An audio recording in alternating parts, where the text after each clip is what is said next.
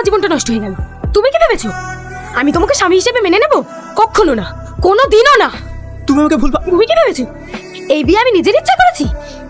না, এই বিয়ে আমি পরিবারের চাপে করেছি। আমি তোমার সাথে কোনোদিনও সংসার করবো না।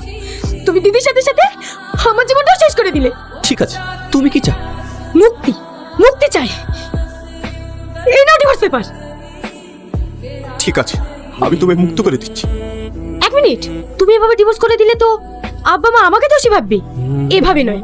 বেশ, ঠিক আছে, একদিন আমি সব ভুল নিজের ঘাড়ে নিয়ে তোমাকে আমি মুক্ত করে দেব। ভয় নেই, তোমাকে আমি স্পর্শ করব।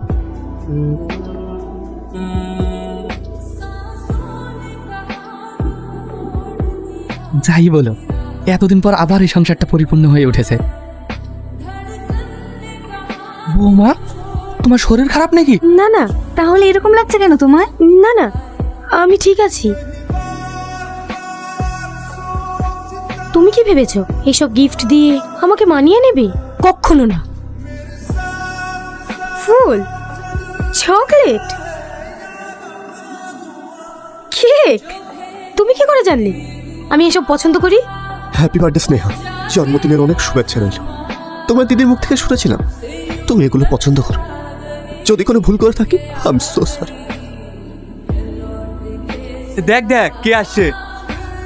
শালা, জীবন তো এখন ওর।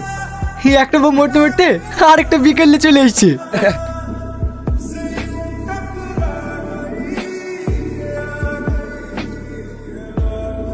আরে কি করছিস এসব? সবকিছু কি নিজের ইচ্ছা মতো হয়? নেহা চলে যাক সেটা তো আমি চাই। নেহা চলে গেল তো এটাই হয়।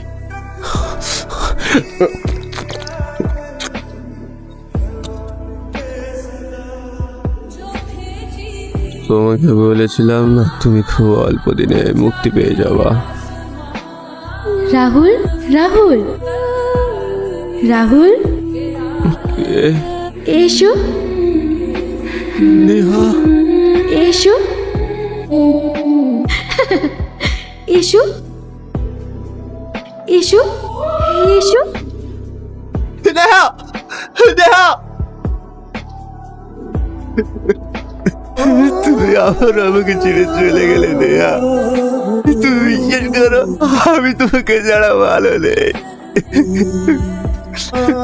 চলো নেহা, আমাকে সবাই ভুল বলছে। তুমি বিশ্বাস করো, আমি তোমার বোনের জীবন নষ্ট করিনি।